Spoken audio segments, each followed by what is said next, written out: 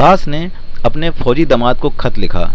मेरी बेटी को तनहा छोड़कर तुम सरहद में मौज मस्ती कर रहे हो। शराफत से मेरी बेटी के पास आ जाओ, कोई भी बहाना बनाकर छुट्टी ले लो। फौजी दामाद ने सास को एक हैंड ग्रेनेड बम के साथ खत भेजा जिसमें लिखा था, प्यारी सासू माँ, अगर आप इसकी पिन खींच लो तो मुझे 13 दिन की छुट्टी मिल जाएगी।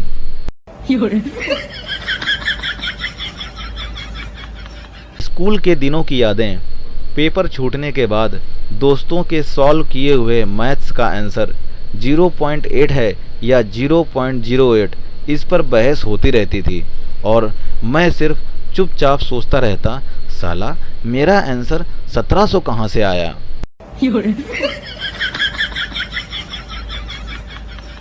कभी कभी ये सोचकर मेरा बीपी हाई हो जाता है कि वेस्ट इंडीज़ के लोगों के आधार कार्ड की जेरॉक्स कैसी आती होगी।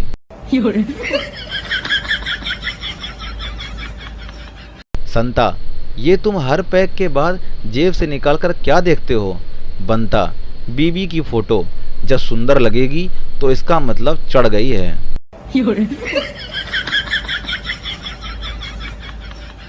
बुढ़ापे का प्यार। एक बार एक बुजुर्ग औरत और एक बुजुर्ग आदमी में काफ़ी लंबे समय से बड़ी गहरी दोस्ती होती है। एक दिन अचानक आदमी के दिमाग में कुछ आता है और वह उस महिला के सामने शादी का प्रस्ताव रख देता है, जिससे वह महिला फौरन हाँ कर देती है।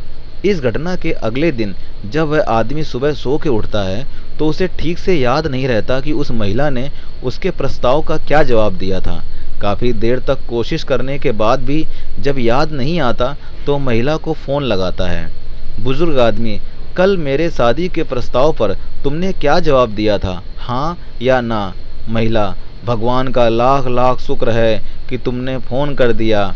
जवाब तो मैंने हाँ ही दिया था, पर मैं ये भूल गई थी कि किसको दिया था।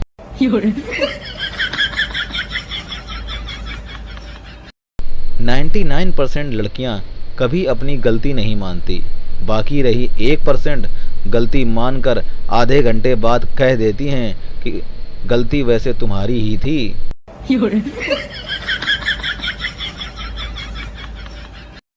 वाइफ सज धज कर अपने पति से बोली, जान बताओ तो जरा मैं कैसी लग रही हूँ।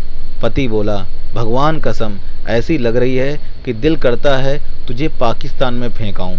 वाइफ लरजाते हुए बोली, हाय रे मेरे बाबू, साफ साफ कहो ना कि मैं बम लग रही हूँ।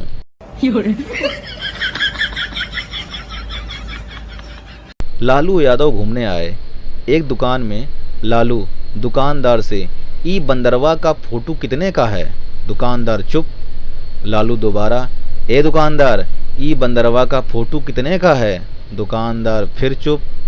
लालू, ससुर के कान में ठेपी लगाए हो का, बताते क्यों नहीं, ई बंदरवा का फोटो कितने का है। दुकानदार, सर ये फोटो नहीं आईना है। लालू, गोली मार देम तो हर कपार में, ऐसन फालतू चीज जो बेचा बिहार में।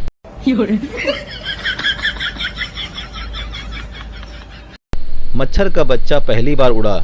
जब वापस आया तो बाप ने पूछा, कैसा लगा उड़कर। मच्छर का बच्चा बोला, बहुत अच्छा, जहाँ भी गया लोग तालियां बजा रहे थे।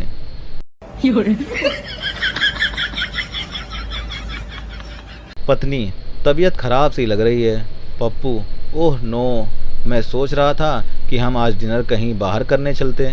पत्नी, अरे मैं तो मजाक कर रही थी। पप्पू, मैं भी मजाक कर रहा था।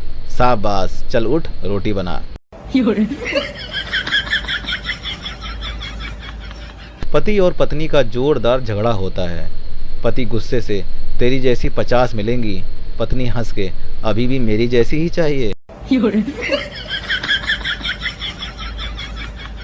वो लड़कियां भी किसी आतंकवादी से कम नहीं हुआ करती थीं, जो टीचर के क्लास में आते ही याद दिला देती थीं, सर आपने टेस्ट का बोला था। आजकल के बच्चे क्या समझेंगे, हमने किन मुश्किल परिस्थितियों में पढ़ाई की है। कभी कभी तो मास्टर जी हमें मूड फ्रेश करने के लिए ही कूट दिया करते थे। मन की बात। आजकल के बच्चे रिफ्रेश होने के लिए जहां वाटर पार्क, गेम सेंटर जाने की जिद करते हैं, वहीं हम ऐसे बच्चे थे जो मम्मी पापा के एक झापड़ से ही फ्रेश हो जाते थे।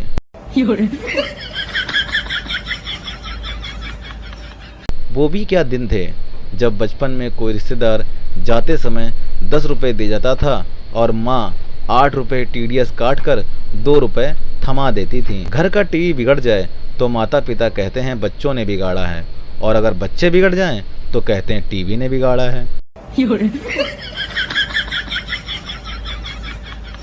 आजकल के माँ बाप सुबह स्कूल बस में बच्चों को बिठा के ऐसे बाय बाय करते हैं जैसे पढ़ने नहीं विदेश यात्रा भेज रहे हो। और एक हम थे जो रोज लात खा खा के स्कूल जाते थे।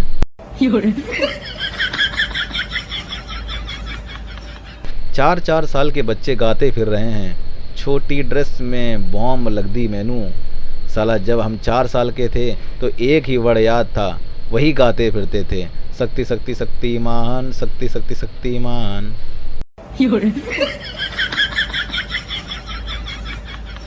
भला हो हनी सिंह और जॉन सीना का, जिसने आज के बच्चों को फैशन के नाम पे बाल बारीक छोटे रखना सिखा दिया। हमारी तो सबसे ज़्यादा कुटाई ही बालों को लेके हुई थी। हम दिल जले के अजय देवगन बन के घूमते थे, और जिस दिन पापा के हाथ लग जाते उस दिन नाई की दुकान से क्रांतिवीर के नाना पाटेकर बना के ही घर आते थे।